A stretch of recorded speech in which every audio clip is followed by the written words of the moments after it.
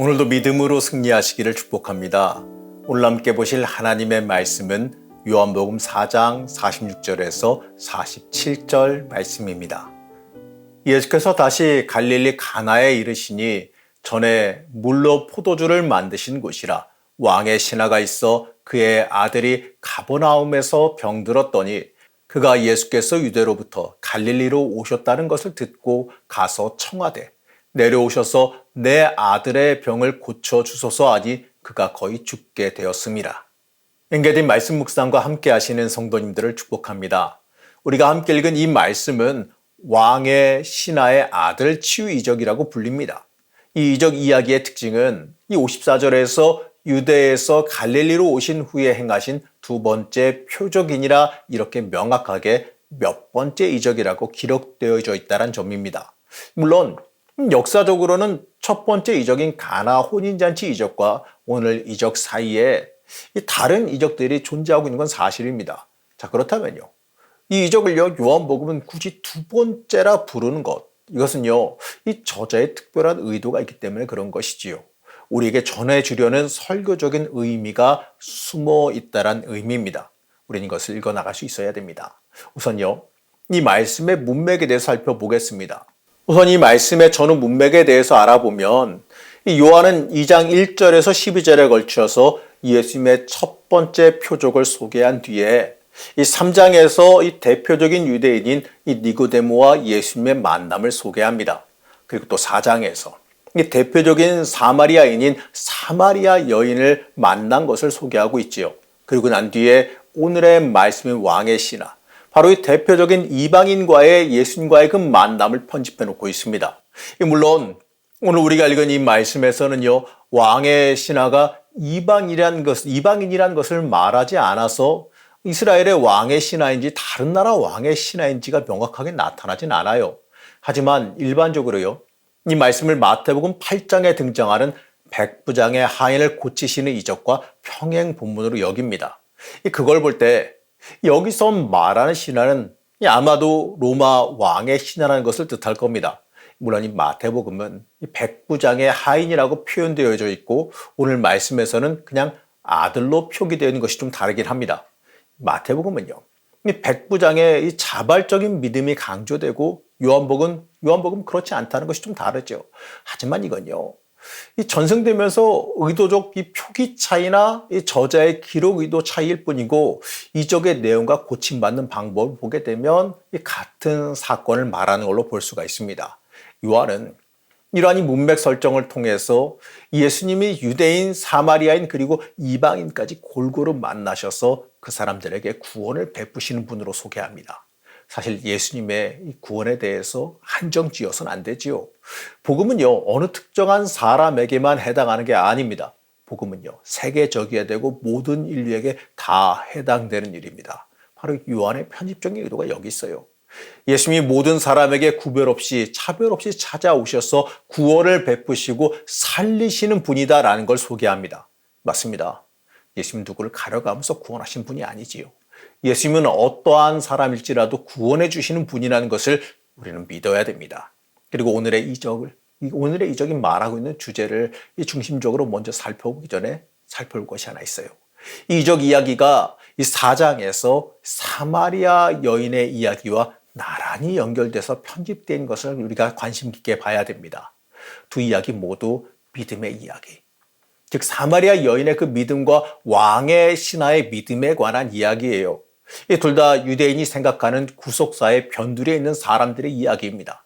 그리고 내용상으로도 이 이적 이야기에 믿었다라는 동사가 무려 2번씩이나 반복되고 있는 점에서 봐도 이 믿음을 특히 강조하고 있는 이야기임을 알 수가 있지요. 그리고 오늘 함께 읽고 있는 이 두 번째 이적은 이 첫 번째 이적이라 불리는 물이 변하여 포도주 된 이적과 같은 주제를 가지고 있습니다. 첫째 이적이 이 생명을 풍성하게 하는 것을 강조하고 있다면 이 두 번째 이적은 이 죽음과 멸망의 즉각적인 위협에서 생명 구원을 강조하고 있어요. 그렇기 때문에 이 이적 이야기에서 생명이 중심적인 주제입니다. 이렇게 대략적인 개요를 살펴봤다면 요한이 이 이적 이야기를 굳이 예수님의 두 번째 이적 이야기로 소개하는 이유와 목적이 무엇일까요? 우선 첫째로요, 생명의 주제로서 예수님의 생명을 주시는 분이라는 그 메시지를 강조하는 거예요. 말씀 가운데 보면요, 내 아들이 살리라 라는 문구가 무려 3번이나 비슷한 형태로 반복됩니다. 이 반복은 의도적인 것이에요. 이 그리스도의 말씀에 생명을 주시는 능력이 있다는 것을 강조하기 위해서지요. 이건요, 5장 19절에서 명확하게 나타나 있습니다. 그러므로 예수께서 그들에게 이르시되 내가 진실로 진실로 너희에게 이르노니 아들이 아버지께서 하시는 일을 보지 않고는 아무것도 스스로 할 수 없나니 아버지께서 행하시는 그것을 아들도 그와 같이 행하니라. 바로 여기서 생명을 주시기 원하는 아들이심을 강조하고 있는데, 요한은 바로 이 부분을 통해서 예수님이 생명을 주시는 분이심을 강조하려는 의도가 있습니다. 모든 생명은 바로 예수님에게 달려 있어요. 우리의 생명도 주님께 달려 있는 겁니다. 그렇기 때문에 우리는 이 다른 곳에 도움을 청할 필요가 없어요. 이 모든 것의 주인 되시는 주님께 맡길 줄 알아야지요. 그리고 두 번째로 믿음의 중요성을 강조합니다.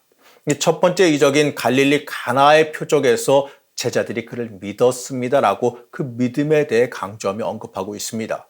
이어서 두 번째 가버나움의 표적에서도 왕의 신하의 믿음이 다시 강조되고 있어요.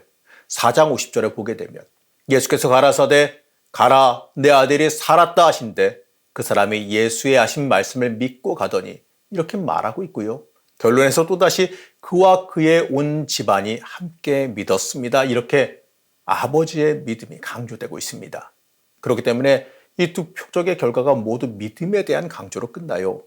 이 이적 이야기뿐만 아니라 앞에 우물가의 사마리아 여인의 이야기에서도 많은 사마리아 사람이 예수를 믿었습니다. 이렇게 사마리아인들의 믿음에 대해서 다루고 있습니다. 결국 저자인 요한은 이 이적 이야기를 통해서 믿음이 생명과 아주 밀접한 관계가 있음을 말하고 있습니다. 이걸 다시 말해보면 믿으면 살게 될 것임을 강조하는 것이지요. 믿음은 산다는 겁니다. 믿음이 이 모든 것의 승리이고 믿음만이 생명임을 말하는 겁니다. 오늘 이적의 말씀은 믿음을 강조합니다. 예수님 48절에서 이렇게 말씀합니다. 예수께서 이르시되 너희는 표적과 기사를 보지 못하면 도무지 믿지 아니하리라. 이렇게 하시고 난 뒤에 왕의 신하에게 가라 내 아들이 살아있다 하시니 그 사람이 예수께서 하신 말씀을 믿고 갔다 이렇게 말하지요. 그리고 집에 가는 길에 종들을 통해서 아이가 예수님이 말씀하신 이후에 살아난 것을 확인하게 됩니다. 그리고 그 결과 왕의 신하와 온 집안이 다 예수를 믿었다 이렇게 말하지요. 사랑하는 성도 여러분, 왕의 신하는 예수님 말씀 믿고 따라갔습니다. 그 결과 놀라운 이적을 경험하게 돼요. 순종과 믿음은 우리의 삶에 놀라운 기적을 만나게 해줍니다. 우리 인생에서 가장 중요한 건 믿음이에요. 예수님께서 내 인생을 책임지시며 인도하신다라고 하는 그 믿음이 우리에게 있어야 됩니다. 예수님께서 그 모든 것을 해결하신다라고 하는 그 믿음이 우리의 인생에 승리함을 가져옵니다. 우리도 믿음 붙잡고 인생길을 살아갈 수 있어야 됩니다. 오늘의 삶도 여러분 믿음으로 일어서는 삶 되시기를 이 시간 간절히 축복합니다. 우리의 생명 되신 하나님, 우리가 믿음으로 살아가길 원합니다. 믿음이 우리의 인생의 승리함을 가져오고 믿음이 우리의 삶의 생명됨을 받아들이게 허락하여 주시옵소서. 그리고 그 믿음으로 살게 하여 주시어서 놀라운 복과 은혜를 체험하게 하여 주옵소서. 우리의 믿음 없음을 도와주셔서 오늘 하루도 믿음으로 살게 허락하여 주옵시고 믿음으로 생명에 이르는 기쁨을 누리게 허락하여 주시옵소서. 거룩하신 예수님의 이름으로 간절히 기도드렸습니다. 아멘.